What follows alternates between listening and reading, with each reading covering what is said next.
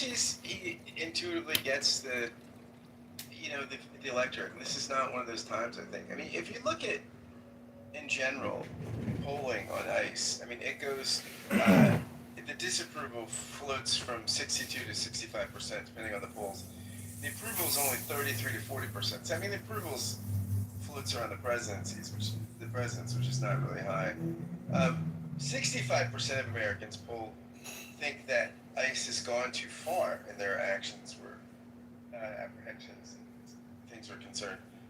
And 46% want Congress to cut their funding. We've seen polls where a majority, remember the one poll a month or two ago, I think 48%, the majority, it was 48 to 44 or something, wanted ICE disbanded completely. So I think that Trump is overplaying his hand here, and I think it's going to, I think that this is an instance where I think he came in and shut the border, which was what, people wanted, right? I mean, this is, the amount of immigration coming in under Biden. Although I looked up some stuff, the Cato Institute did a very interesting study of this, and really, I mean, Biden deported more people than Trump, and then Trump won. Biden was not shy about deporting people. That Cato said was other factors, so it was interesting. But anyway, whatever the factors, people thought that too many people were getting in. Trump reversed that trend. I think you say mission accomplished if you're Trump. I think the ICE stuff has gone too far, and he's doubled down, and I think it's just going to hurt his own approval, and it's going to further plummet the approval rating and people's feelings about ICE. I mean, that's just the way. I mean, you can do border enforcement. You can do deportations. Obama was the deporter in chief, right? But he focused on border stuff. It wasn't as aggressive in cities all across the country, and things like this didn't happen. That's so he was doing lots of deportations without the overall negative backlash because stuff like this wasn't happening. So, thanks, guys. It's interesting that you mentioned the political ramifications. I look at it a little bit differently. It hadn't even occurred to me, the political ramifications. I care far less, and I'm not diminishing what you're saying at all. I think it's something I hadn't considered that I ought to have. But I care far less about the political ramifications than I do for the ramifications of the treatment of people on the streets, whether they are U.S. citizens or not. And as pointed out, they have shot and killed U.S. citizens, maybe justifiably, maybe not, but they have. And you don't have to be a U.S. citizen to be guaranteed protections under the U.S. citizen to be guaranteed protections under the Constitution. We don't want our law enforcement officers acting in an inappropriate manner, especially where people can get injured or killed. So I'm more concerned about them than I am about the president's political standing, and I'm sure you are as well when you raise that issue. Oh, of course. I mean, of course, it's insane. It's why most Americans disapprove, right? Because it's excessive and inhumane and awful. I would like to propose that even if I were in the minority and approving of what ICE is doing and making all kinds of arguments, accepting the arguments that the administration is making, accurate or inaccurate, and I'm not suggesting what is and is not, because I don't know on some of the claims that he's making. It doesn't feel right when he says 70% of those being deported are criminals, and I guess we can suss that down even further by trying to... What he might mean, Gary, is that they're violating the criminal section of Title 8, Chapter 1823. In that code, there's a civil procedure and a criminal procedure. And the criminal procedure has like a $250 fine and like a 6-month jail term. So that may be where he's getting his stats. Right, so that's what I was going to say is, how do we define criminal? And the way you define it, the way I define it, and the way another person defines it may be different. So when we are communicating, we don't really have a common denominator on that. But, when you're the head of any institution and you appoint people to run departments within that institution, you're supposed to appoint people who you trust will carry on your policies and do so in a prudent manner. And so there are people who oversee these immigration enforcement operations. In fact, the guy that was involved in overseeing it was pulled out, and another guy was pulled in because the president and the populace had lost confidence in the first guy, and the second guy had the reputation of being a strong enforcer, but a fair enforcer of the statutes. That's who's supposedly running these operations now. Somebody who we can put some faith in, who's going to make the right decisions. It doesn't mean they're always going to make the right decision, but generally speaking. So after this incident, he decides, let's hold off for a minute on the vehicle stops, and let's take a look at how we're doing this. Let's take a look at what people on the local field office level are being told that they're supposed to be doing. Because I don't believe, by the way, in holding a law enforcement officer responsible, and it happens all the time, for taking actions that they were told were the proper procedures. That they were taught were the proper procedures. This is how you conduct yourself. Then he goes out and conducts himself in that manner and gets in trouble for doing what he was told to do. That's a management problem. So maybe there's a management problem here. Maybe these are just two outliers that happen to occur in quick succession that's put our focus on something unduly. It's possible. But the prudent thing would be suspend the vehicle stops for a minute, take a breather, take a look at it, and come out with a conclusion. Maybe we're doing everything right. Reinstate them. Or maybe it's a good practice, but we have to modify things in such and such a manner. Then reinstate them after people are properly trained. The guy the president put into this position to restore public confidence in the manner in which immigration officers and agents act on the streets is almost immediately and publicly countermanded by the President of the United States, who overrides the decision on truth, freaking social of all places, and tells the ICE agents to go out there and conduct what he calls traffic stops once again. Scott, I lose confidence in a president who does that. What's wrong with taking prudent steps, even if it's only a public relations move, to give the population some confidence that they are reviewing this? Why not let it play out? Why is it so important for him to insist in such a public manner and in such a degrading manner to the people who are making the decisions, get back out there and make those traffic stops again? It's just unfathomable that the person that we elected to be the chief executive of this country is acting in such a manner. Well, and who was the guy? Who's the guy he put in charge in Minnesota after is it Holman? Tom Holman. Yeah, Tom Holman. Yeah, I mean, that was an instance where there was some prudence, right? It was a de-escalating move, right? And I think for some people, it was a reassurance, that some of the cowboying and excessive violence and people were freaking dying. That was a de-escalating move. I think that and there was some prudence there, right? It showed people that he was taking this seriously and the excesses seriously. I agree with you. I think he's not. He's doubling down, and I think that that's more people.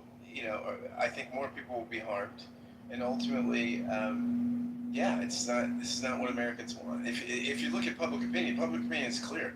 It's not. Americans are not for this, right? It's not what they signed up for. I want those traffic stops, and I don't care what the experts say. My God, it's my decision. I'm the president of the United States, and we're going to have these traffic stops, whether they're good or not. That's our president, and that's our president not just on this issue, as we all know. It's just, I guess he's always been like this. It's fine. There are a lot of people like that, but they're not running the country. Alan, followed by Marshall.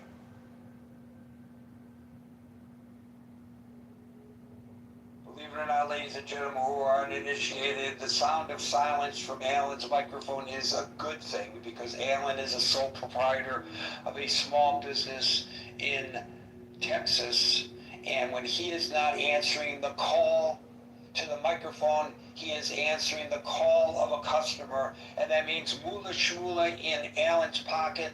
And as I always tell him, business comes first. Clubhouse comes second. And Scott, I passed that information along to another person who was a CEO of a company who had to make the same difficult decision. And I think it's the correct decision. If Clubhouse is getting in the way of running a business, you ought not to be on Clubhouse. Marshall, followed by Steve.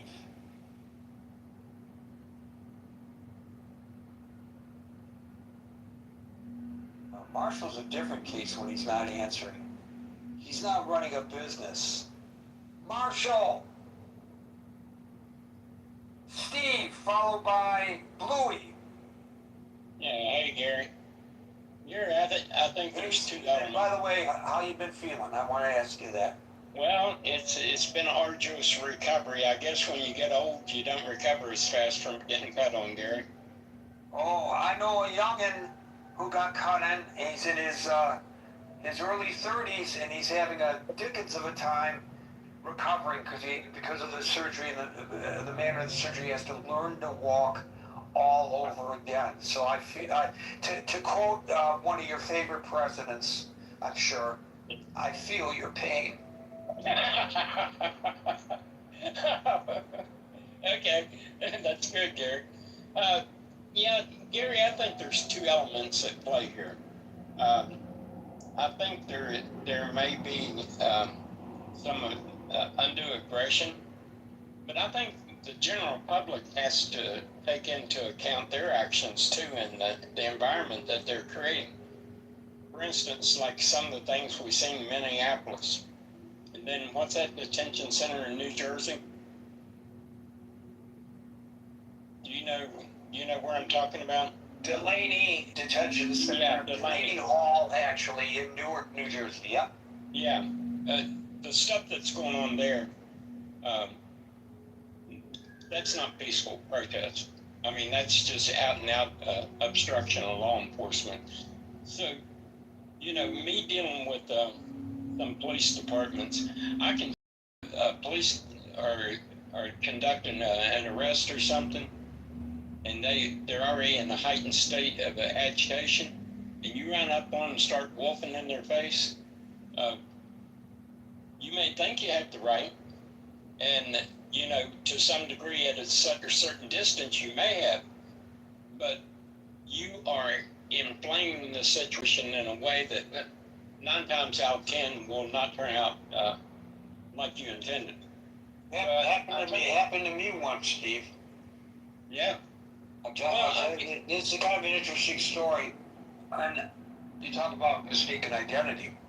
I'm driving down this dark road, and I see on the sidewalk a bicycle on its side, and I see a car that had come up from the wrong direction, had hopped the curb.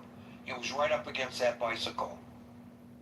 And of course I thought, oh my God, somebody just got hit by a car. Looks like maybe a drunk driver or something, you know?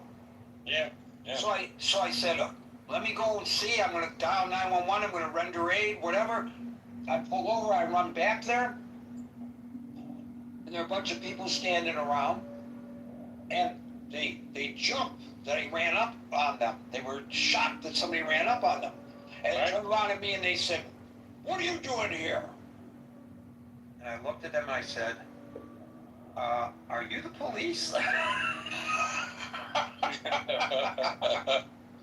could have gone very, very badly, but they were all undercover.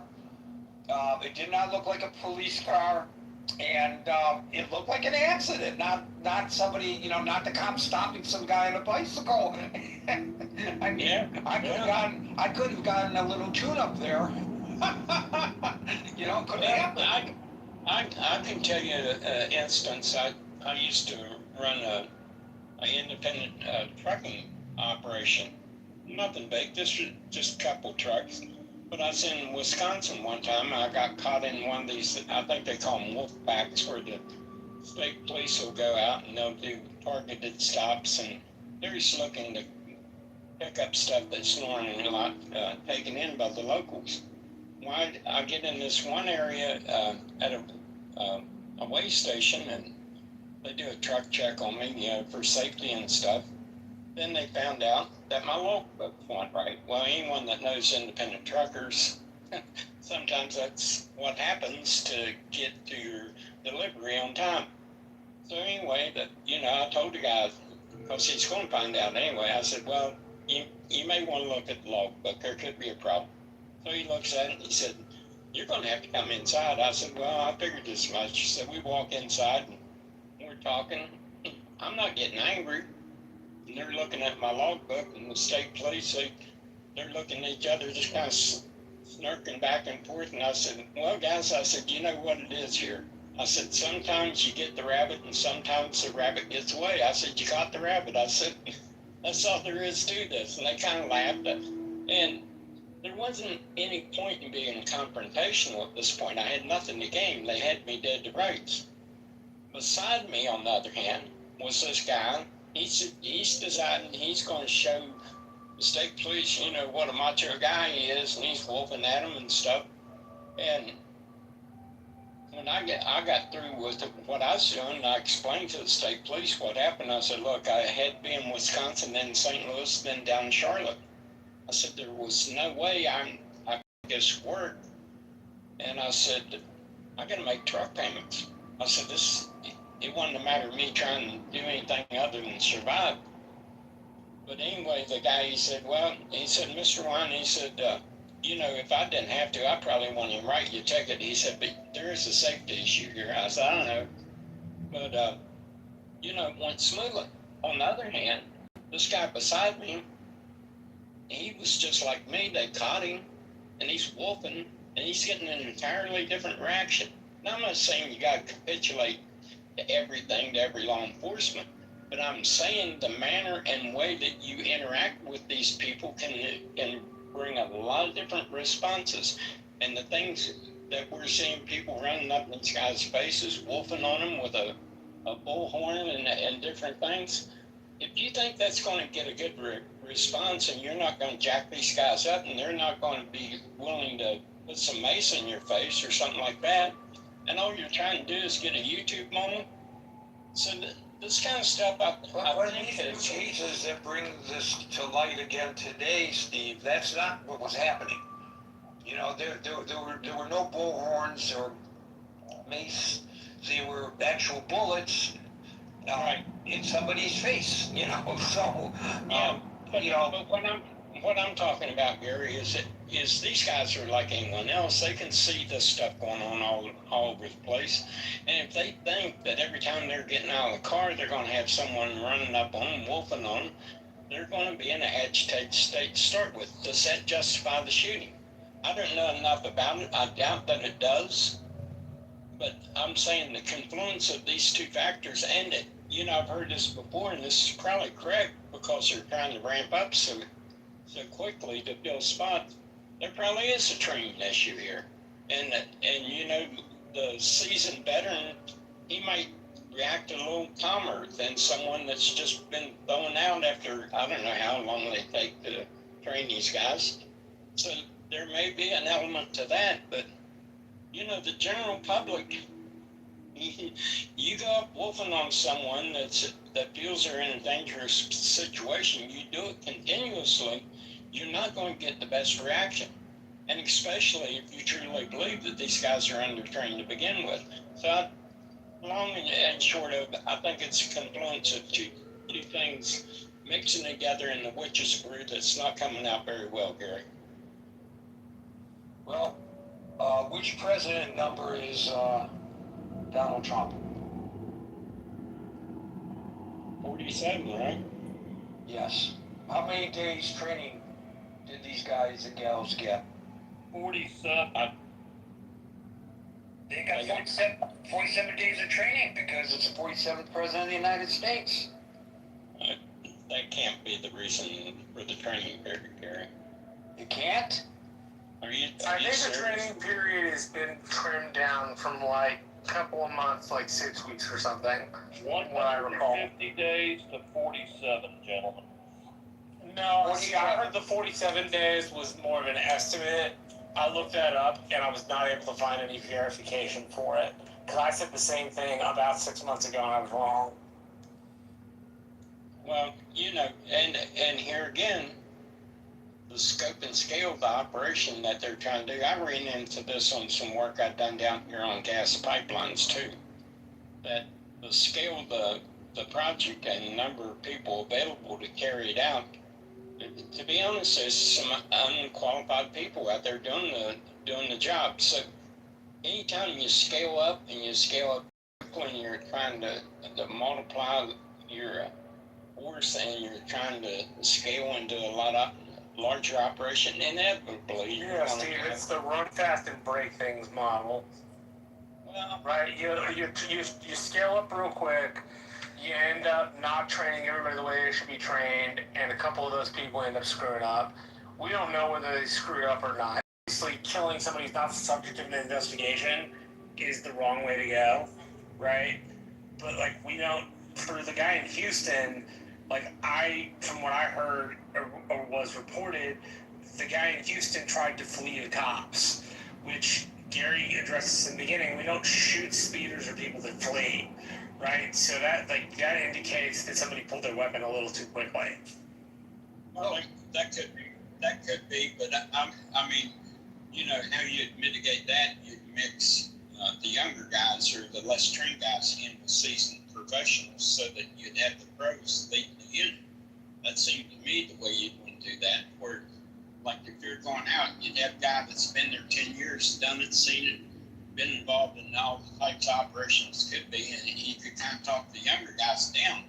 But like I say, if all you see nonstop is just kind of aggressive action towards these guys every time they walk. I don't know that that's all that they see in Houston. Maybe they do, and I don't know that that's all that they see in Maine. Maybe they do. I wouldn't want to presume one way or the other, but you oversee the cops in your town. I'm just saying. Yeah, all your cops are certified by the state of West Virginia. How long is their training period? I think it's 4 to 6 months. Yeah. So during that massive hiring blitz, Homeland Security temporarily reduced the basic training academy. I'm reading this from all places, Al Jazeera, but I don't think it's inaccurate. For new immigrant and customs enforcement deportation officers to 47 days. This was a significant reduction from the traditional roughly 5 months. Now, maybe it's coincidental that it was 47 days. I don't know. One of the things that our town has as mandatory, before you're even allowed to go to the State Police Academy to do your training, is a psychological profile. We send those guys out to have a psychological profile done on them. And I think that's something that no matter what law enforcement if you're going to give a guy a gun and you're going to give him the force of law up into taking life, you better make sure that the guy's playing with the full deck. So that's the first thing we do. We have the psychological profile run on the guy, and then if he passes that and there's nothing glaring about the psychology of the guy, then we send him on to the academy. But we don't send anyone to an academy without psychological profile being run on. I'm with you on that. If they fail the psych eval, they really shouldn't be agents. So they do psych evaluations on prospective ICE agents. It's supposedly a rigorous pre-employment medical and psychological screening to ensure that they possess the emotional stability, mental resilience, and judgment required for federal law enforcement duty. That's what I'm reading now. I'm presuming what I'm reading is accurate. If it's not, somebody can correct what I'm reading, but that's what I'm told. So please, Steve, we'll go to Bluey, followed by Jules. Thank you. You know, I've been reading your Substack, and I'm going to tie your most recent Substack to this, Gary, if I may. Your Substack title is to the effect of, if someone says they plan to kill you, you should believe them. And I think everyone in the room should read your Substack, and I think it's accurate. And how am I going to tie that to this? Well, we can easily see hundreds of examples of the progressive community calling for people to resist ICE. You can see the progressive community saying, if ICE seeks to arrest you, don't comply with them. Figure out a way to obstruct them. Figure out a way to drive away. The progressive, or certain members of the progressive community. Who said they were told them to drive away? But Marshall, please let me finish. No, you need to answer that question. Okay, Who said they were going to drive away? On X right now, okay, if you want a source. Yes, I want a source. Who told bunches of people to drive away from the cops? On X, I'm going to read this to you, please, Marshall. From whom? Members of the progressive community advised passive resistance, the same way Martin Luther King resisted during the Civil Rights. Passive resistance is not driving away. That's different. I think driving away is active resistance. An honest observer can find many examples of people getting advised. You're the one making the claim, not me, which means you're responsible for providing the information. I will post links on the Substack, okay? Just post them in the Facebook chat. Okay, Marshall, I love you more than anyone in this room, but you can't expect me. You can't expect me to post things. The room chat function in this room is disabled, so just allow me to continue. I expect you to go to the messenger chat and post things in the messenger chat. That's what I expect. I will post it in the messenger chat. Okay, everyone in the room is invited to go to the messenger chat and see whether I've substantiated what I said. So, and by the way, to your plug, which I appreciate, everybody in the room is invited to the messenger chat to see what I wrote on Substack. It's linked there. It's excellent. So basically, my read is that the progressive community of America, they have beliefs. They believe in what they believe, and they believe that resisting ICE is the ethical thing to do. And I'm not going to debate with progressives whether it's ethical to resist ICE, but I will tell you that Chairman Mao wrote a book that said that the secret to having a society in revolution is to provoke the government into killing a lot of the rebels. Because the more of the rebels that are killed by the government, the more sympathy you get. Now, everyone in the room who studied why Chairman Mao was so successful in his revolution will say that was a very smart technique, and it resulted in. So for that reason, every fair-minded ethical person in the room should research this, because I think there's ample evidence that our friends in the progressive community are deliberately provoking ICE into committing these shootings, because they believe the more innocent people shot by ICE, the more it helps the progressive community in the upcoming election. And I will close by saying, and I want to normalize using less than the allotted 5 minutes. You don't have to use your full 5 minutes. You can get your point across succinctly. I was the only one in this room that said the majority of Hispanic men would vote for Trump. And it turns out no one in the room agreed, but it turns out the majority of Hispanic men in America did vote for Trump. And they voted for Trump because they wanted mass deportations. The majority of those who voted for Trump. Not the majority. There's a difference. If you look at the actual voting population, there were about 70 million voters that sat out the vote. I'm talking only about Hispanic men, no other demographic. So just let me finish, Marshall. The That's majority of understanding men did not vote for Trump. I live in an area where we outperformed the area. We've gone through this in other rooms. Okay, everyone in the room is invited to just go to Google and say, who did the majority of Hispanic men vote for? I submit the majority of Hispanic men voted for Trump because they want mass deportations. And mass deportations benefit the Hispanic community. And I'm going to land my plane here, so don't interrupt me, Marshall. Because of mass deportations, the rents in Hispanic neighborhoods are way down. Everyone in the room can see by Googling it, landlords complain that rents in Hispanic neighborhoods are down 20 or 30% because it turns out when you deport millions of people, there are a lot of empty apartments and landlords lower rents. So I will close by saying that those people who are against mass deportations are defying the will of the majority of Hispanic men. And if you're against mass deportations, you are causing the rents to go up. And I have ample proof. And I'm sick of Marshall interrupting me, and I'm done speaking. That is an interesting argument, and I don't know whether I follow the logic fully, but it's an interesting argument. So, look, when you say progressive organizations, that's painting a group of people with a broad brush, and I think it's accurate and prudent to suggest that we see which organizations to which you refer. Not that I'm questioning your veracity, but I think people need to be able to suss that out. And in some cases, it may actually be worse than you suggested with some of these organizations, because we are now learning from their own pronouncements as recently as a summit that the Democratic Socialists held last night, that they are not interested in working the legislative process to force change. They're trying to force change through other means, or as the communists would say, by whatever means necessary. So there's starting to be an overlap, and I know Scott has a problem with this because, yes, there's a difference between being a socialist and a communist. And there's a difference between being a progressive and a socialist. But there are organizations that profess to be socialist organizations that are gravitating toward policies that are closer aligned with the communists than those particular policies are with the socialists.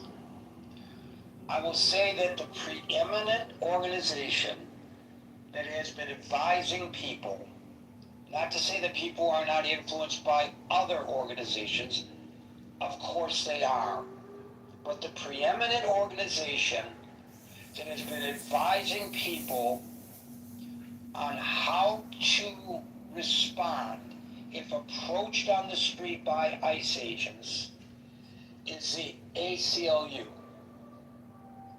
And here are the three things the ACLU tells people, and I think that these are prudent suggestions, at least from the ACLU. If stopped by ICE in public or on the street, ask, and by the way, they hand out cards to people in targeted neighborhoods. It's a wallet-sized card that you can carry. And I believe it's in multiple languages. It says, ask if you are free to go. Ask the agent, am I free to leave? If they say yes, calmly walk away. 2, exercise the right to remain silent. You do not have to answer questions about where you were born, your citizenship, or how you entered the country. 3, show valid documents only. If you are a non-citizen over 18 and have valid immigration documents, you should show them. However, the ACLU strongly warns never to provide fake documents or lie, because that would be against the law, and you would be putting yourself in legal jeopardy by doing so. Jules, followed by old Raj. Yeah, I'm hesitant to say fuck the ACLU, but I'll come out and say it. not what you said, Gary, about what they're, what they advise people, the history, and just what the organization. I'm has not done. saying this to promote the organization any more than I was quoting Al Jazeera to promote Al Jazeera. I'm just providing information. Okay, getting back on topic. Um, you brought up a very important thing, Gary, about that they were undertrained. The ICE is undertrained.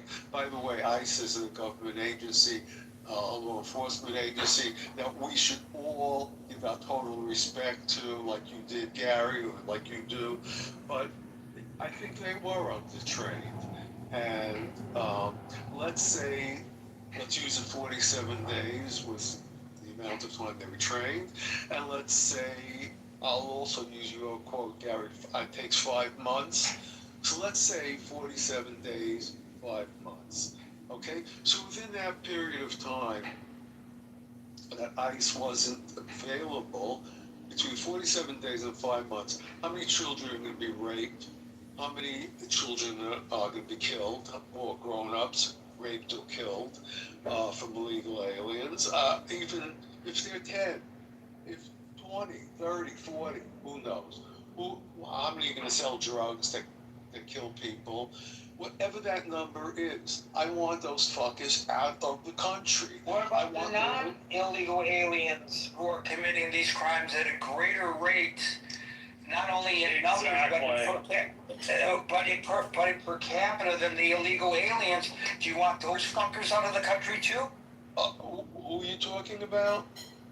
The natives who not commit crimes at a greater rate. I'm answering this question. You mean Americans that are committing crimes? Is that The what question I asked. Yeah, go ahead. The question I asked was, what about the non-illegal aliens who are committing those kinds of crimes, not just in greater number, but in greater numbers per capita than the illegal aliens? Do you want those fuckers removed from the country as well? Well, if they're Americans, I want them in prison. I want those fuckers in prison. If they came here illegally, I want those fuckers out of the country. Well, why not imprison them? Like if I had done it, I'd get imprisoned. So if some person who's here, quote unquote, illegally does it, why not afford them the same opportunity to be incarcerated as I would be? Why does he get off the hook and then be deported? Because the floodgate, if it was a normal illegal alien, I might agree. And what I mean by normal is the floodgates were opened with hundreds of, with millions of illegal aliens. Right, but the majority, the vast majority of them, in spite of what the president says, the statistics will show we're not across the border. And so what? So they're here illegally. It doesn't matter if you're acting appropriately. You don't need to be incarcerated. And if you're acting inappropriately, I would agree. You need to be incarcerated. Why do they get a ticket out of jail? Why do they get to pass go and not go to jail first? If this was a monopoly game, why are they allowed to go back to their home country? And if you or I do it, we have to be incarcerated for it. Well, some are incarcerated first and then deported. I mean, how much jail space do we have?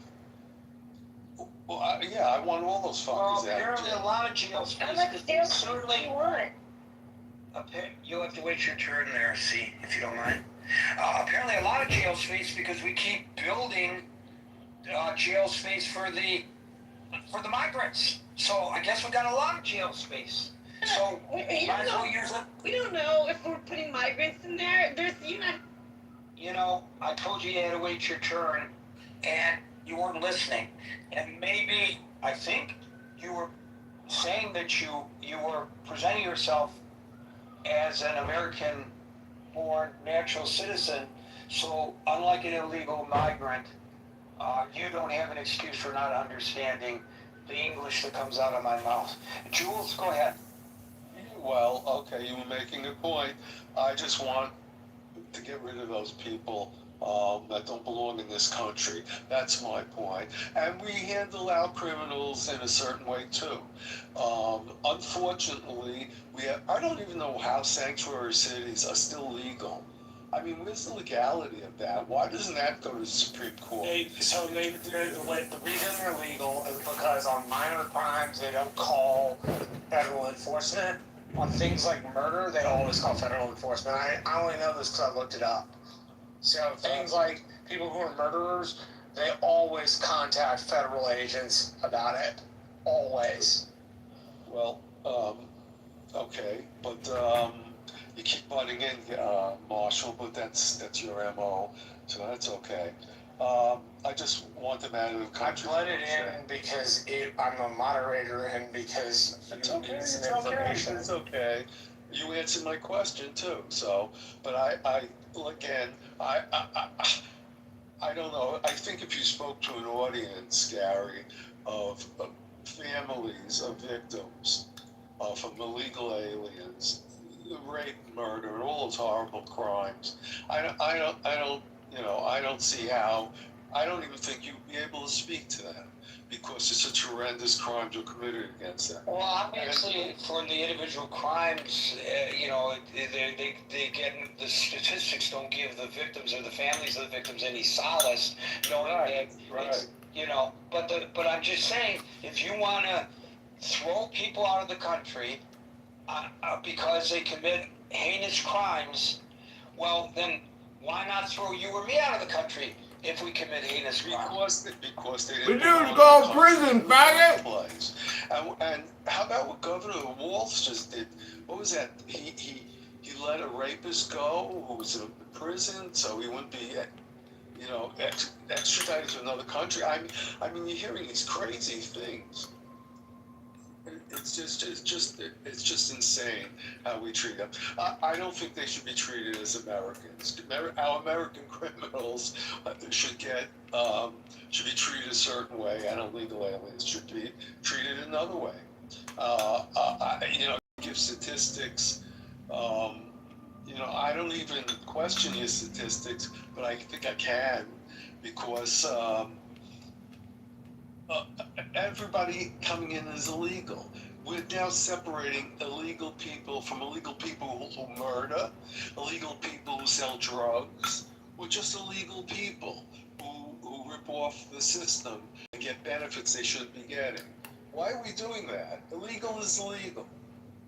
Well, I think the definition of illegal, as we discussed earlier, is something that I think is up to debate when it comes to the term illegal migrant. But I want to talk about this. Why is it up to debate? Isn't it It's by the way it's used, by the way the term is used.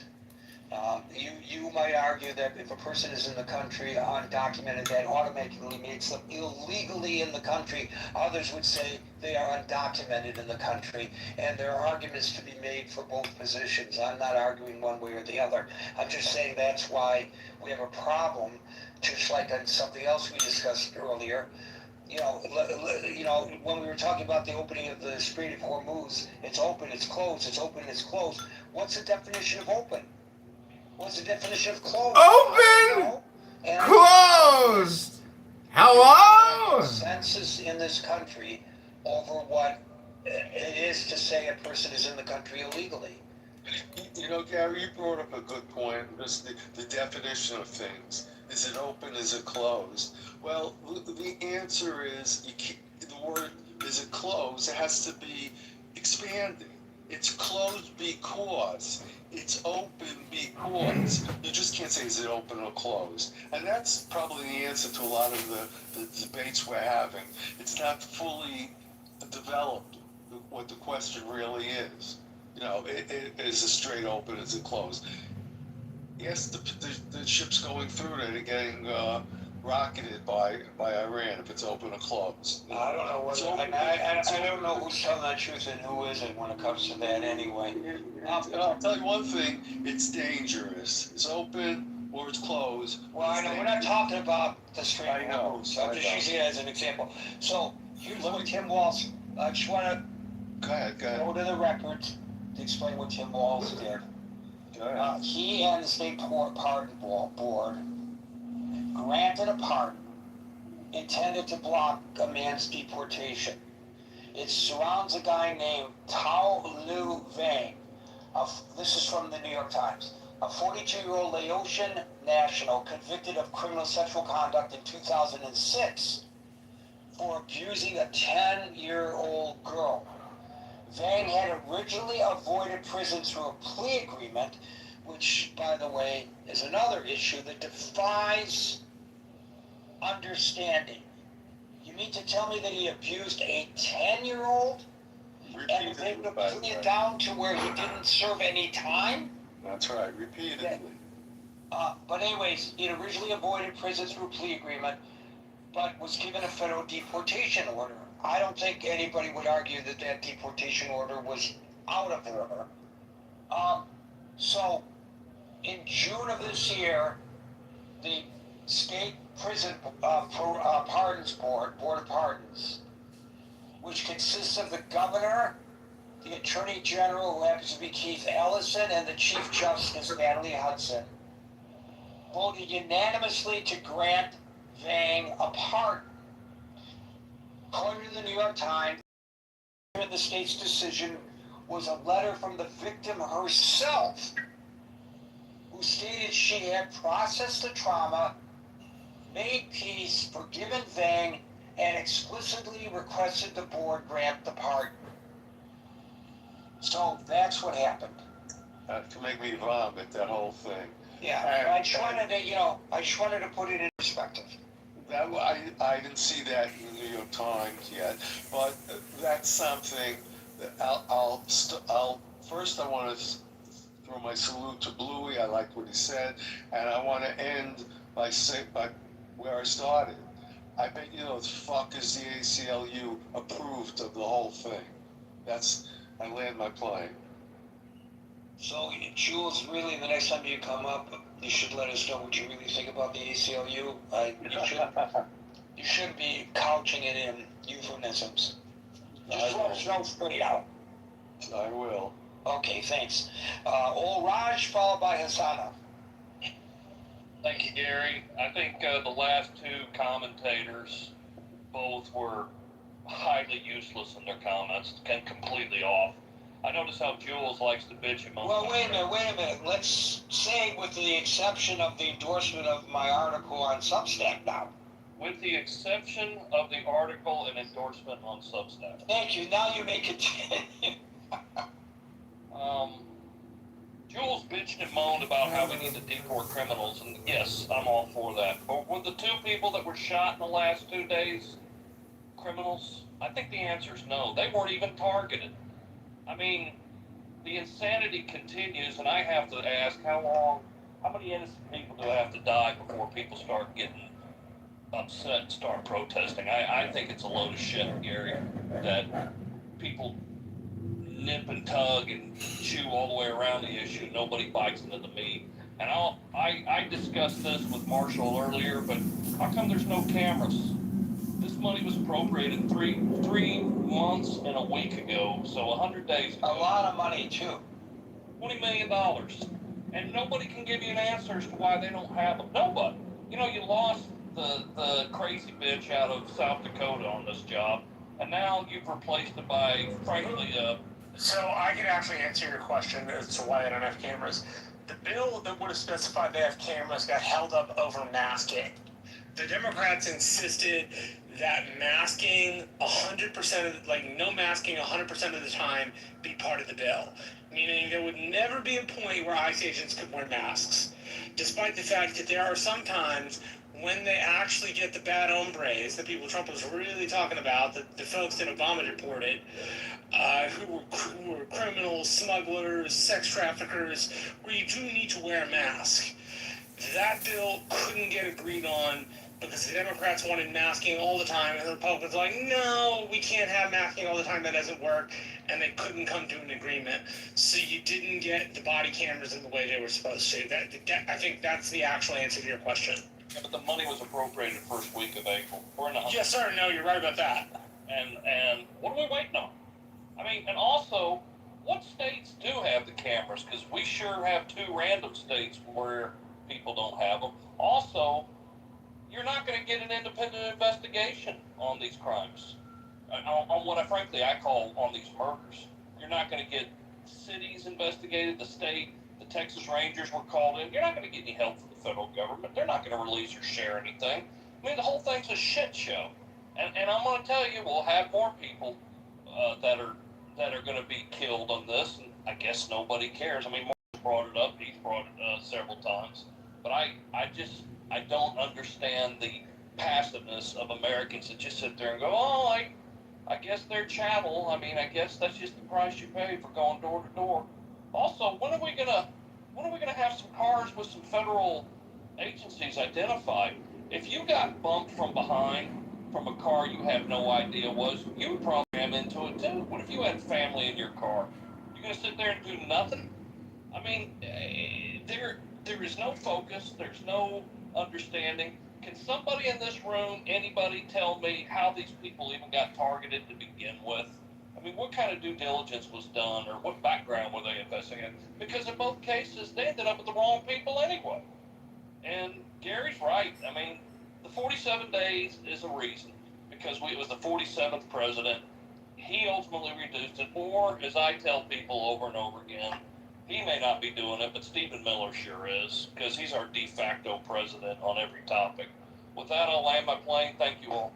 Yeah, there's no federal law with regard to the states on cops wearing body cams. In every state, according to Customs Signals, which does analysis of and is an advocate for actually traffic enforcement by police across the country.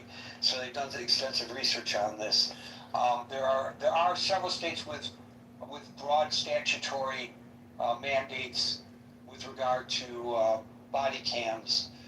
Those happen to be Colorado, Connecticut, Delaware, Illinois, Indiana, Maryland, New Jersey, New Mexico, New York, and South Carolina. And then there's states with conditional mandates, California, Florida, Georgia, Nevada, and Utah. But there are states without statewide mandates altogether. So it's like Maine, Michigan, Massachusetts, Idaho, and Mississippi. It's a mixed bag is what it is, old Raj. But so I don't know whether we should compare them not putting body cams on their cops, like in Steve's community. I don't know whether they have body cams, but it's a very small community and they may not be able to afford it, if it's left up to the communities. But as you rightly point out, they were given and mandated to put the cameras on, and I get the sense as well, they've been obfuscating every time they've been asked about this. And only today, they've agreed that to ensure that one agent in each field office during any operation be wearing a body cam. One. As a start to the program. That's a slow rollout of the program. Is it by design? I don't know. Is it because of the statutory limitations caused by our do-nothing Congress, as Marshall suggests? Could be. Hasana, followed by Linda.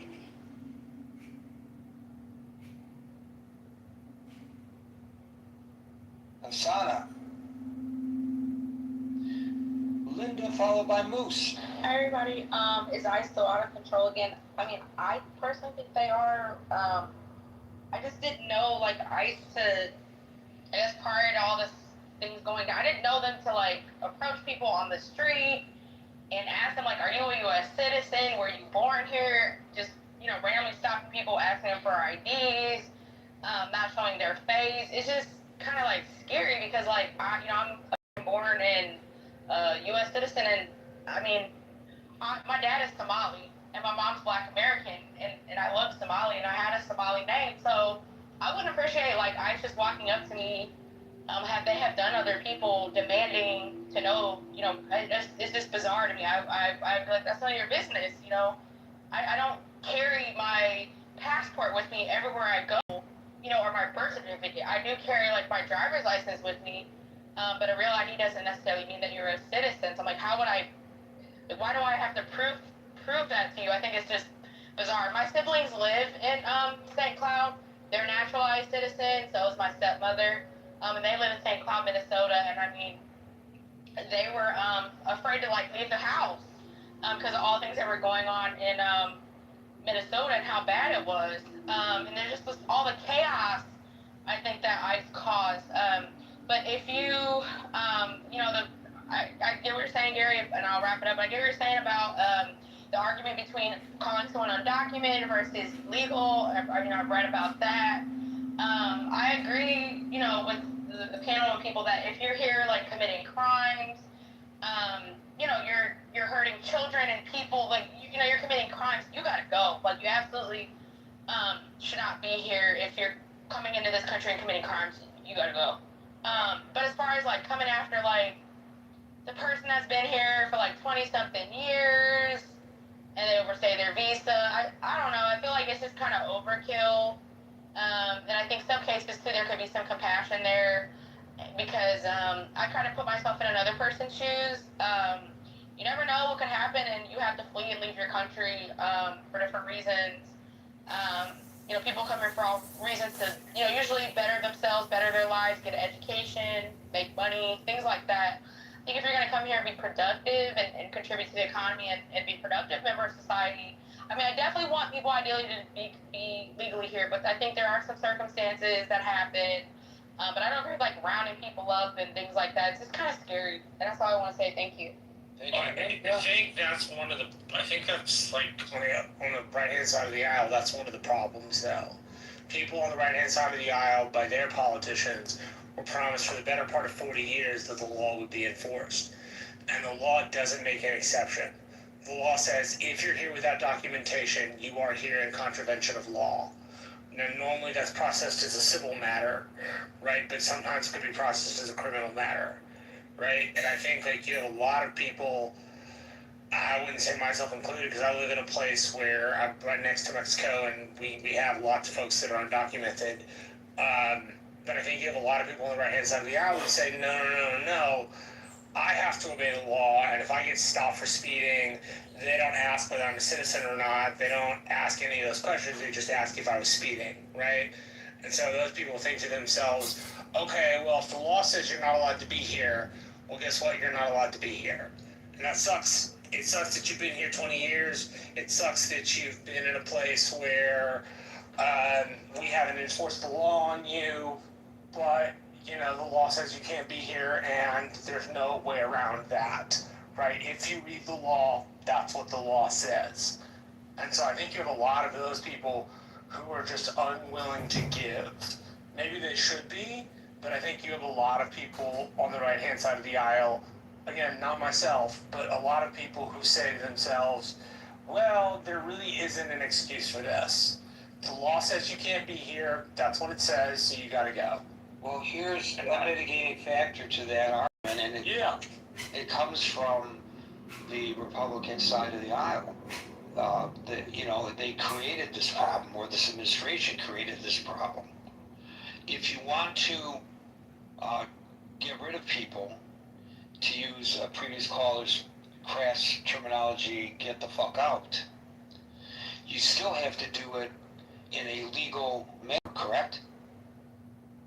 Yeah, look, I think there should be some allowance for this, right? If you've been here 15... No, I'm not asking about allowance. I'm asking about if any person that Jules, for example, who is very articulate and obvious in his point of view, want deported, in order to deport them, there is a process by which, under the law, the government is required to go before deporting them, right?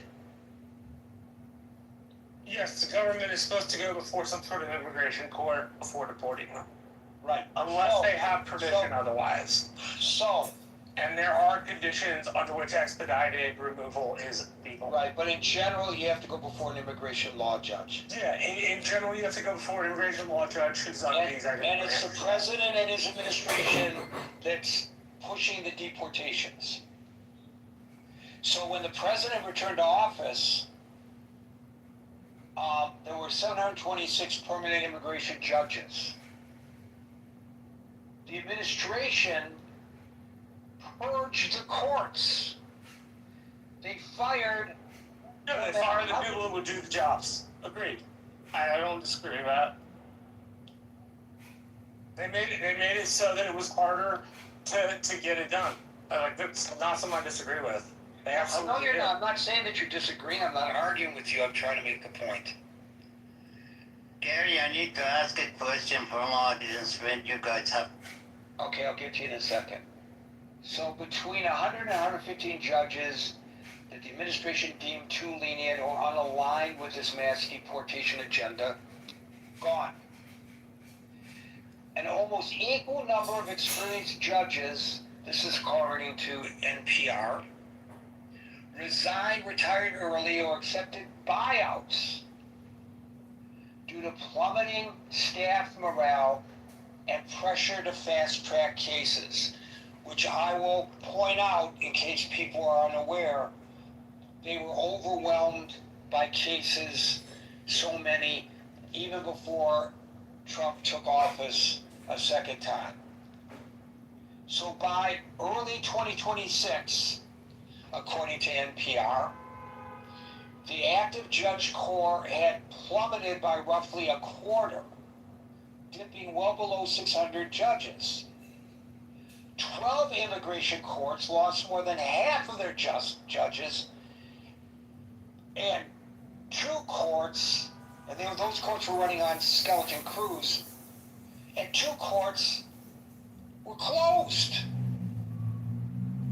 So how can you say on the one hand, we need to get rid of these people, and I'm coming in as president, we're going to get rid of these people. Yes, yes, yes, we're all in favor of that. But in reality, you make it more difficult to get rid of the people. How do we reconcile that? I think the problem That is... he's not as serious as he says he is. That the Obama administration, this time in his presidency, was more serious than the Trump administration is. And then if the Trump administration were truly serious, they would have copied what the Obama administration did. From what I understand, the Obama administration at this time in the second term had processed far more people than the Trump administration has. And they did it without shooting people, and they did it without people dying. So I think one of the problems is that the public is fed by people like me, I guess, a steady diet of headlines. And we have trained ourselves willingly to swipe left and swipe right, and we got enough information in 3 seconds. That's what we're training ourselves, and our children, it's going to be even worse. They're addicted to your TikTok. attention spans are just about nothing. They're unwilling to look and read articles which are longer than a paragraph. And even if that's supposing they can get through the paragraph. So because we've conditioned ourselves, and it's true, if you study it, they tell you if you're interested in getting people, you need the dopamine fix. That's your intent by the numbers. If you look into the actual analytics, you'll see, yeah, people are watching your video, but they're not listening to you. So you have to grab them in the first 3 seconds. I do this show completely wrong. Welcome to the Critical Thinking Forum. We're here Monday through Friday starting at 5 o'clock. Today's topic is, I already wasted 5 seconds. You're not supposed to do that. You got to get right to whatever hits them over the head in 3 seconds. That's what I'm telling you, that's what all the analysis says. So when we hear Yeah, that that's what my old man tells me about the radio. so when the president says that Sleepy Joe Biden allowed all these people across the border, I'm not allowing them across the border, and I'm going to kick them all out. I'm going to kick them all out. Well, you can say that in a short period of time, and people get that. But people don't know what I just explained here. A lot of people don't. You know it, Marshall, but a lot of people don't. What he actually did was reduce the number of immigration judges, making it more difficult to get people out of the nation. Now, why would you do that? If your intent is to really get people out of the nation, but what you really do impedes the ability to get people out of the nation, why would you do that? I don't know. I would surmise because you don't actually want to get as many people out as you say you do. And why would that be? Because those people are critical to things like infrastructure, No, agriculture, I construction disagree that industry. that's the reason. I disagree that that's the reason. Why do you I think? would like to propose the reason is you need a foil. Yeah, that's true. You need somebody you can point at, as the American president said, as the American president with Michael Douglas says, we'll find somebody to dislike, we'll find somebody to tell you who they're a bad person for, and that's what Trump is looking for. Yeah, that makes a lot of sense. In other governments and in other countries, in many instances, the foil were the Jews. Yeah. Okay, you can't do that if you're the president of the United States. That even I mean, you shouldn't, but apparently he does. No, he doesn't. He doesn't accuse. No, I'm not talking about the Jews. I'm saying. Right. So, I'm saying can I make my scapegoat. points before you respond to the point? So in other iterations of this kind of tactic, it was the Jews. You need a foil. The Jews are responsible for the economy going to shit. Well, he can't say that. So he's got to say the illegal immigrants are responsible for all this crime that's occurring in the nation, when in fact, by the way, not only on a per capita basis are they disproportionately lower in contributing to the crime rate, but the crime rate is lower than the impressions that we have. Oh, much lower.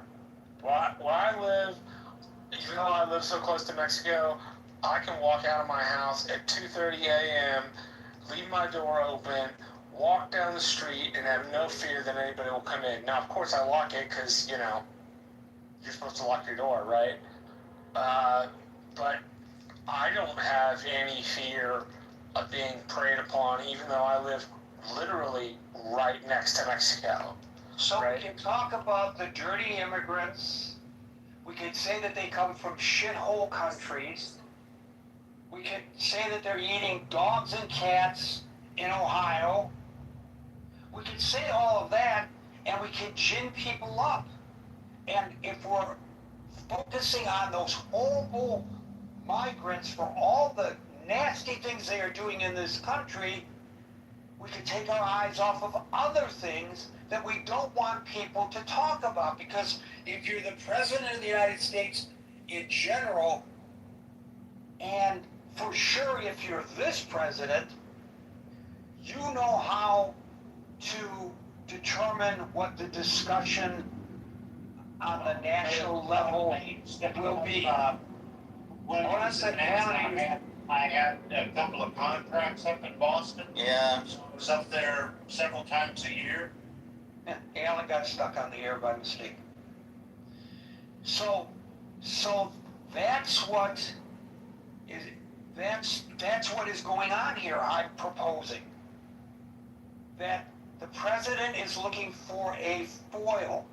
Why is it, to go back to Jules' example of a migrant who commits a heinous crime, like rape, that was his example. Why is it if an illegal immigrant, I'll use his terminology, commits a rape, It's a national story. And it's not just a national story. The national story is another illegal immigrant committed a rape. It's not inaccurate. The story is 100% accurate. How come if Jules or Gary commits the rape, it may not even be a local story, much less a national story? What makes that a national story? Why is it so important to beat the drum and talk about every time an illegal immigrant is driving a truck and kills somebody with the truck? Yeah, that person should have been driving the truck. 100%. As if, God forbid, when Steve was driving a truck, he had done it. Would they say, a naturally born American citizen killed somebody? No, they would not. People are not taking the time to step back from the forest to see the trees because we are being dished out headlines and slogans. And Jules is not incorrect. He's absolutely right, and it's worthy of our attention that if that illegal immigrant had been in the country, then that rape wouldn't have occurred. He's 100% right about that. That's true. There's no question that that's right. But to take it out of proportion, if in fact this administration really cared about deporting people, why would he have allowed the immigration courts to shrink? They were already overwhelmed. Because they wouldn't give him the answer he wanted. Exactly. The answer he wants is everybody has to go. The answer they were giving him was only some people have to go. No, and only it's a not certain the answer period that of he time. wants. Not the answer that he wants. Why didn't he just replace them? He could have taken 100 people, gotten rid of them, and replaced them with 100 people. You don't think that there are 100 lawyers who would take a job like that if offered it? Oh, I actually think the administration is kind of incompetent in doing some of that stuff. Oh, it's incompetency. No, I think some of it's incompetency, not all of it. I think some of the immigration stuff is intentional cruelty. I think some of the immigration stuff is intentional incompetency. Yeah. Gary, I have a question. If you don't think it's on We'll get topic, you in a just second. We'll tell get you me. in a second, Daniel. I want to give Alan an opportunity. Alan, are you back with us? Yeah, sorry, I was wondering if you can call me when I was gone. It was worth it, $112 I did. I just need a simple question. Is ISIS formed by the law or they just came out and they do it? Because I hear a lot of stuff. You heard me last time. I got caught in the border of Juarez and El Paso.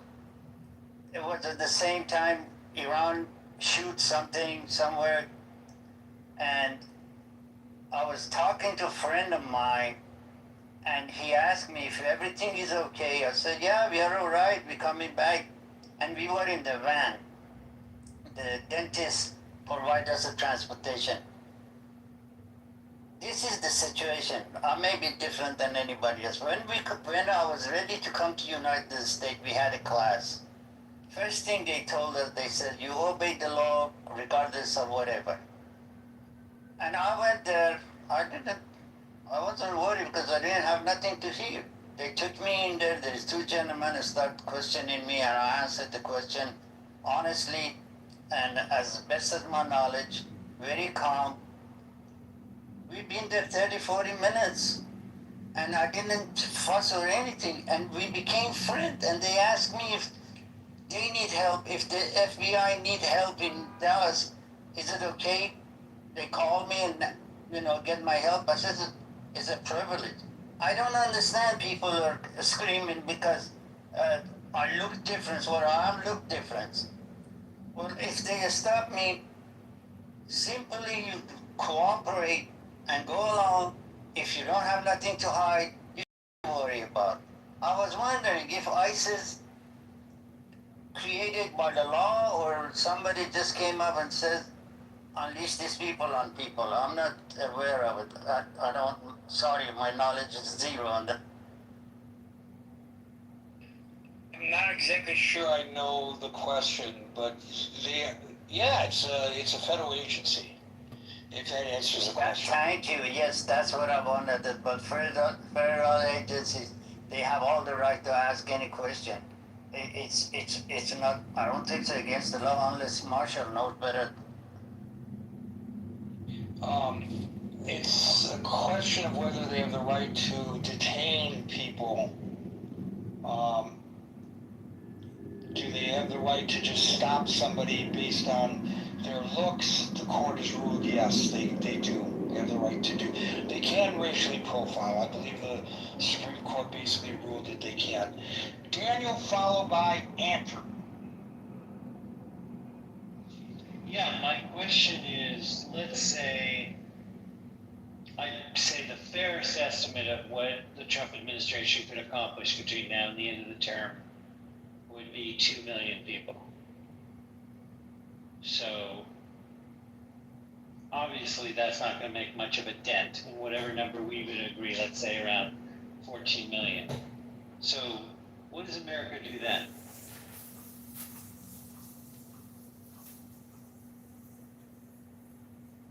I'm sorry, your question eludes me. Well, the idea here, I understand it. Okay, let me reframe it. The idea, as I understand it, is let's get rid of illegal aliens, right? Again, starting with the worst and all that prioritization stuff. Nonsense, but like the best number that could be achieved by the Trump administration is deporting 2 million people. Let's say we could disagree exactly what the number is, but let's say for the sake of argument, we decided on 14 million or so, 14 to 16 million that are in the country illegally. So the best you can get out of all this terror, which is what it is 2 million people, and suspension of civil liberties and everything else you can argue about. So at the end of the Trump administration, that's all you can get out is some 14, 18%, whatever that number turns out to be. What are you going to do about all the rest? Yeah, well, I mean, you're not going to get rid of all of them, is your point. That's your argument, your question? Question which leads to that obviousness, right? But it really comes down to an ownership by posing it as that, right? Because it's fine to say in theory, well, everybody has to, follow the law and everything else. Like, there's a lot of ways to deal with reparations, penalties, adjustments, what the law calls a remedy. And there's a way to absorb some of the people that are here, right? Why not start with that? It's like, oh yeah, we'll get everybody out and then start over. Well, that's 10 or 12 years from now at this pace, if you can even keep it up. I doubt you could keep it up. And I don't know whether they intend to keep it up. And for sure, after this administration ends, who knows what the policy of the next administration is going to be, right? Exactly. And we've been very, very inconsistent in our approach to this issue, as we have been inconsistent in our approach to many issues. This is a worldwide thing to be fair to America, right? Like a worldwide thing about how immigration and cultural assimilation is handled. And, doesn't matter how much of an economic case, and it's an incontrovertible economic case, that immigration enhances the economic power of a nation that is absorbing more people. But regardless, the cultural upheaval that happens is so much in the other direction, it takes years for that to become apparent. That's been true with every wave of immigrants, right? Exactly. Because people don't like hearing the truth of this, but people on a per capita basis contribute more than they consume. Yeah, and that's the way I would look at things, but then you have those who say, but what about this person, the outlier? What about that person? If that person wasn't in the country on welfare, then they shouldn't be here. They're not contributing. You can't. It's an argument that's very hard Yeah, it's fair. It's fair, but we can't let the perfect be the enemy of the good, right? There's some things we can agree on that we can move the ball forward with. And it should start from how, I mean, if God forbid, we were starting another country, we would want people to come to it, right? It's like we want to be able to absorb as many as we can sustain and support, not start with how do we get rid of everybody. That's not, again, this is going to prove it from the question I was asking, basically, which is, here you have apparently the toughest on immigration ever going to be, and even these guys at this pace couldn't possibly take care of the problem just getting rid of everybody. It proves it. Thank you, Daniel. We'll go to Andrew, followed by William. Good afternoon, Gary. I trust you can hear me okay. We've been through this. Oh, did you hear Stevie Eiserman's gone, eh? I had anticipated that, yes, but Steve Eisman was canned as the general manager of the Detroit Red Wings. Had he not been Steve Eiserman, he would have been gone a long time ago. Stevie Y is a hero for sure. Yeah, this particular administration, I believe, has no regard for the course of the law. I think they tout the law when it's in their favor, but they ignore it when they have that feeling to do so. And I think that's evidenced by the fact that out of the 17, I guess it's 17 now, 16 of those investigations were summarily quoted as being justifiable prior to any investigation. So if you go in with that mindset, then it's no wonder that I think many of these agents may think that they're invulnerable to that direct watchfulness of these agencies and other agencies of the law, etc. It's been very successful in othering. I mean, I've heard the word people used quite a bit here when speaking of it, but I don't think that's how the administration views these illegal aliens. In fact, they're not people, they're rapists or drug dealers and murderers, and they eat cats and dogs. So when you use that sort of language, I think to a large extent it shows just where this administration, how it feels about these quote unquote people, and their want to remove them. But I like Daniel's point that you can only get rid of 2 million or so, and what do you do with the rest? But also with the courts, reducing the courts, if you want people to be terrorized, and I'll use that word intentionally, then you reduce those court systems so that they don't get a fair hearing, they don't get in front of the due process that should be afforded them and has been in the past, and then you lock them up in what is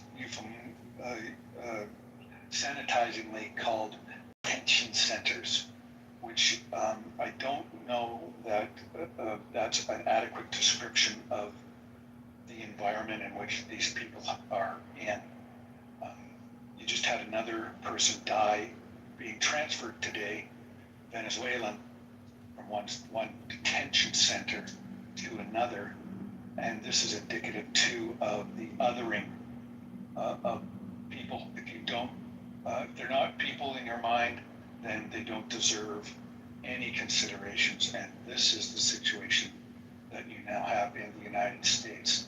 I would be interested, Scott had mentioned that 65% of Americans find this distasteful, and I would be curious as to how that falls in terms of the political demographics vis-a-vis Republican versus Democratic. Anyway, I'll land there, and thanks, Gary, appreciate it.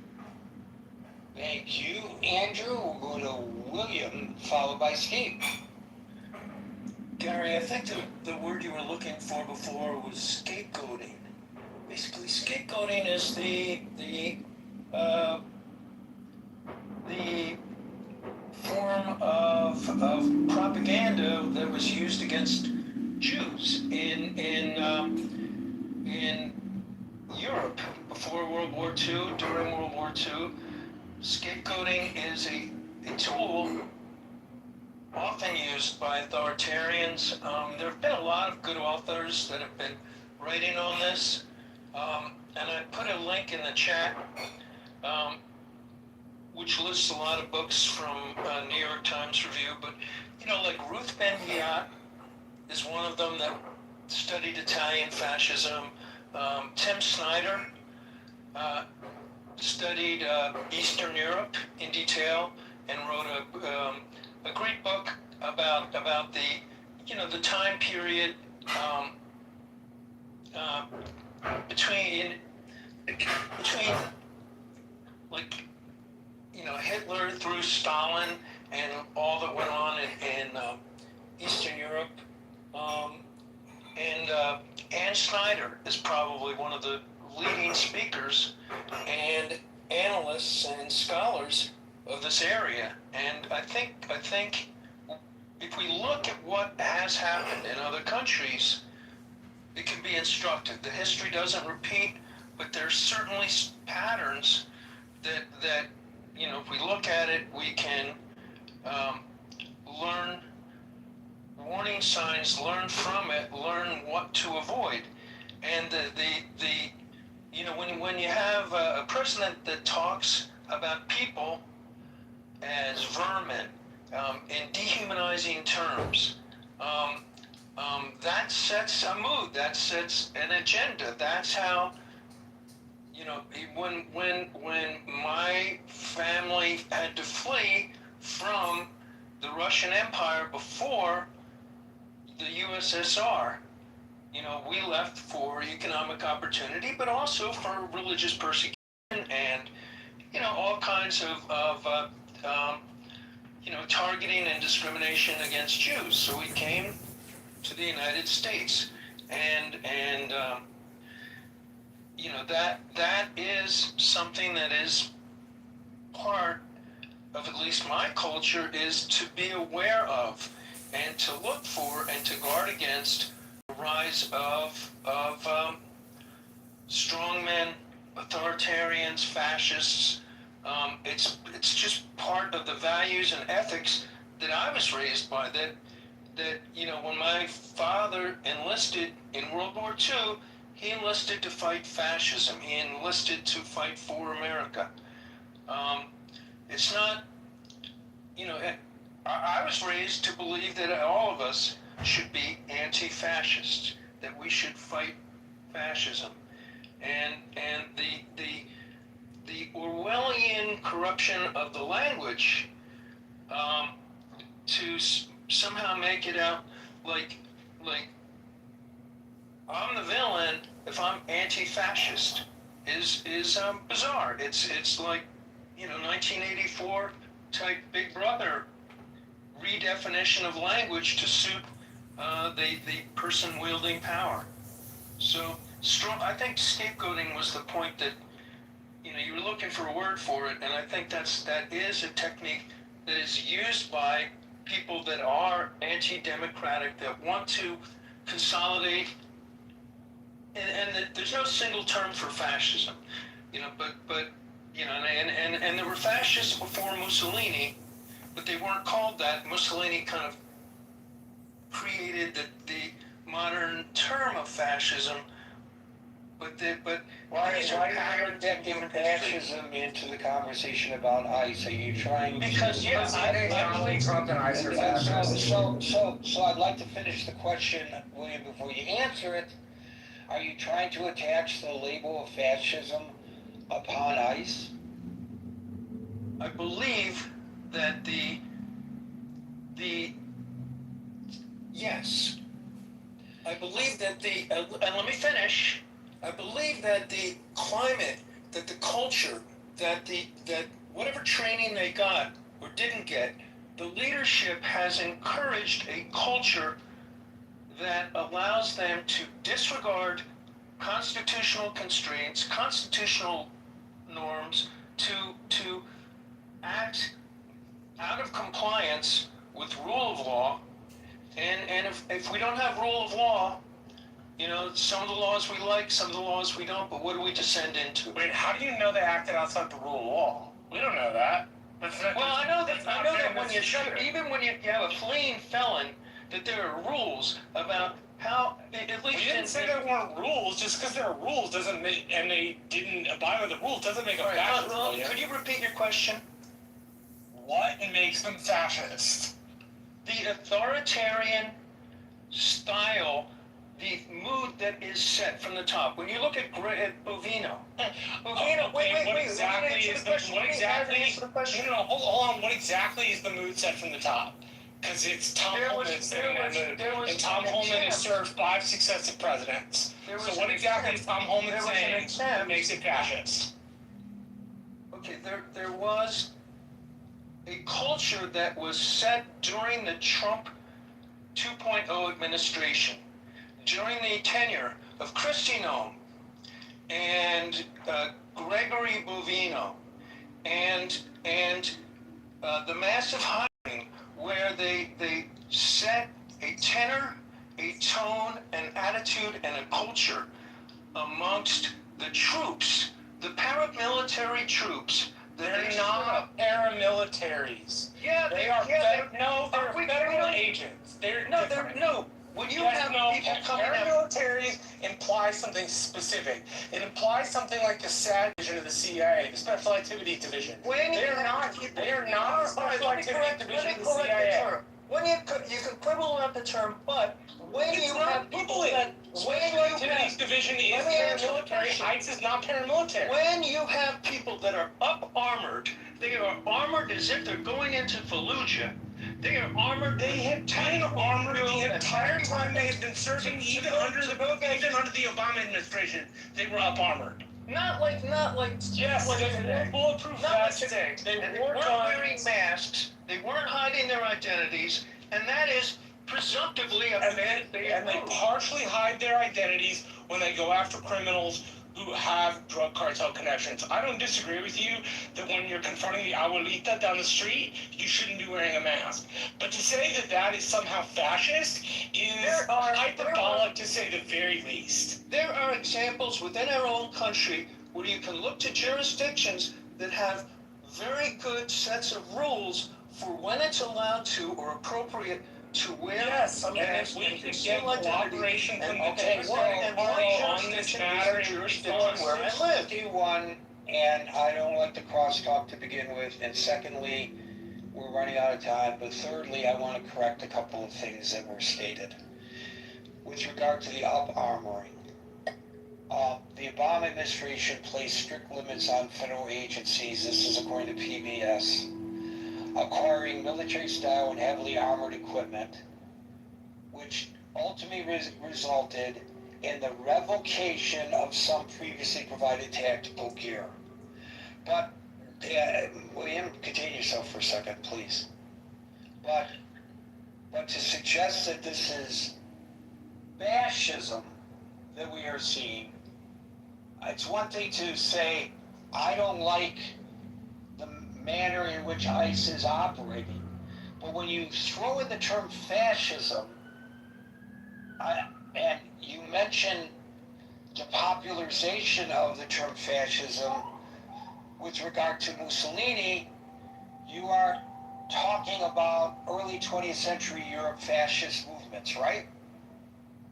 That was where the term was really put into our language, was from Mussolini, but it existed before Mussolini, and it's never been agreed upon, and there are species of it that have existed after Mussolini, like Stalin or Mao. Okay, so if you look at the Britannica Fascism Overview, and I'm going to read this to you, and you tell me whether you truly believe this applies to the actions of ICE. According to the Britannica Fascism Overview, fascist movements prioritize the collective nation or race over individual liberties. Is that what we're dealing with now? Yes, to some degree. Some Yes. degree. Yes. Some Yeah, degree. wait. Britannica is giving, and you're asking me to respond to a multi-point article, so you're going through it one by one, and I would say, and I would have to read the article to actually respond in an intelligent way, but the nationalization, the creating of the underclass, the Untermenschen, the vermin, the language that's used By used ICE? By ICE? by Trump and Oh, by the leadership. wait. Now you're claiming that Trump's a fascist. No, that's not what I said. I'm saying that the language Well, that he you're used. implying it.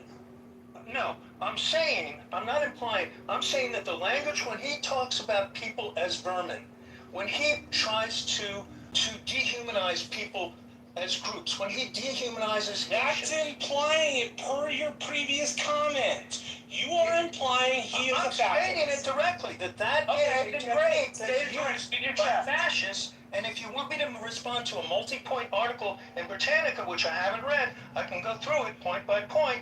And maybe we should do a room where we all read the article in advance. No, I don't want Discuss to it. read the article point by point with you, William. Let me give you the Merriam-Webster one sentence definition of fascism. Can we do that? We can see if it applies. That's exactly what I want to do. Let's see if it applies. Fascism is a far-right, authoritarian, and ultra-nationalist political ideology. It is typically characterized by a dictatorial leader, strict societal and economic regimentation, militarism, and the forcible suppression of opposition. Does it apply? Okay, if you believe that things can exist on a spectrum, and that the one Merriam-Webster. No, you're not answering my question. It's a simple question. Does The this simple definition answer apply? is that attributes of what Merriam-Webster describes as their definition of fascism have been incorporated into the culture of the people who are governing our country, and in particular running ICE. So if Tom you look at the authors, Tom Homan is a fascist? Tom Homan is a fascist? I didn't say that. I'm saying that there are Then elements. they're not fascists. Then they're not fascists. You always like to speak in binaries, and not everything is a binary. Things exist on a gradient, and there can be a backslide towards something. Okay, but if you interject the term fascism, I'm just asking you to back it up and not say there's a spectrum, maybe it applies to this, maybe it doesn't apply to that. Is this a fascist organization or not? Let's look at specific behaviors. William, wait. I did not interject the term fascism. You did. I'm asking you whether you are labeling ICE a fascist organization. Yes or no? That's all I ask you. I am saying that ICE is incorporating attributes. I didn't ask you that. I'm not saying Why that do I ask you one thing and you answer another? They don't fit the Merriam-Webster definition. Then your answer is no, you're not. No, that's not my answer. Then your answer is yes, you are. I can answer. I am No. I'm not. You're putting words in my mouth. Obfuscating, William. You're putting words in my mouth. I'm No, saying. you're not putting words in your mouth. You're obfuscating. Yes or no? Either you are trying to label ICE fascist, or you're not. I'm not arguing that it is or it isn't. I'm just asking you, what are you saying? Clarify. Are you attempting to call ICE a fascist organization? Are you? Either you are or you're not. I'm not asking you about the spectrum of the definition of fascism. I asked you a simple freaking question, and I can't get a simple answer. You know it's not black and white. I think I'm talking darker now. You. Is it raining outside? Yes or no? Well, it may be misty. Is it raining or not? I just wanted a simple yes or no. That went on for over 5 minutes, arguing something that I never even asked. And you know, an earlier caller, old Raj, brought up that we were discussing one thing and that people hijacked the discussion to discuss something else. At that time, that hijacking came from the right. This time, the hijacking came from the left. You know, I try to be the most accommodating moderator on Clubhouse. I really do. I try to be accommodating, but I lose my patience over this nonsense because of this argument with this last caller. Agent and Dark just got screwed out of their opportunity to speak. You could say it's my fault as the moderator, and ultimately you're right, but I allowed this guy to hijack the conversation. I think... Hijack. It's not black and white. Use it as okay, Dark, why don't we give the floor to you, and you could be William's defender. It's fascistic behavior and certain things that they Okay, okay, Dark. Let me ask you a question and then we leave. Are you interrupting me or not? Yes or no? I am. Okay, see? That's all you had to do, yes or no. Are you trying to label ICE fascist or not? That was the question. The question wasn't what the spectrum of fascism He said is. it was nuanced. He said it was nuanced. It's not black and white. It's not a yes The question, no, Dark. The question of whether he was labeling them fascist is not nuanced. Why? Or am I speaking a different language than everybody else today? I never lose You're trying control. to put words in his mouth. I'm not. No, he was talking about it being fascist. Come on. It's not that difficult. I'm not arguing that they are or they are not fascist. I'm asking him, stand up and answer my question. Are you saying they're fascist or are you not saying they're fascist? Because he was willing to say Donald Trump was fascist, so you should be willing to say ISIS is fascist too. You should be willing to say it with your chest. Right. He said Trump is That's not not the point, you guys. No, Victoria, it is the point. The point is, they're I fascist asked or they're not fascist. The question, and if you're going to accuse them of being something like the brown shirts, then you should actually have some proof for it. Well, the point is, I asked a question, I wanted an answer, and I'm going to be a prick from now on. Well, Gary, I'm not going to put up with this bullshit anymore. Gary, the article you read about the fascism, it's exactly Iran's government. Is ISIS like Iran? I doubt it. For God's sake, give us a break. Go for it. You did a great job. Yeah, I'm very frustrated today, doesn't show. Folks, we're here, 5 o'clock New York time, Monday through Friday. If I've recovered by tomorrow, we'll be back at 5 o'clock. Oh, he didn't close it this time.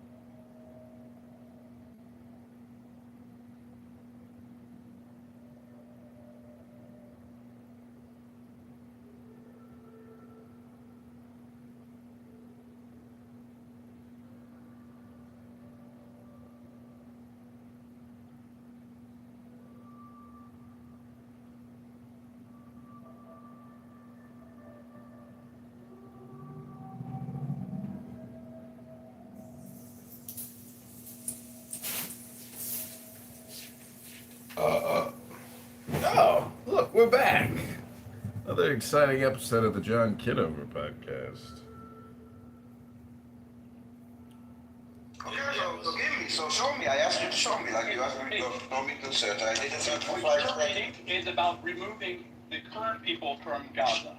I'm talking about Palestinians that left that's what he's reading. Palestine many years ago. That's what he just What read. he was reading about was about That's what he just read. Palestinians in Gaza. I know. Some of the Palestinians being hosted there. That's right. We're talking about the fuck. Shut the fuck up, Stanley. No, We're talking about Palestinians. You're just. They're being hosted there. They're not fucking paying them. Hey, Stop.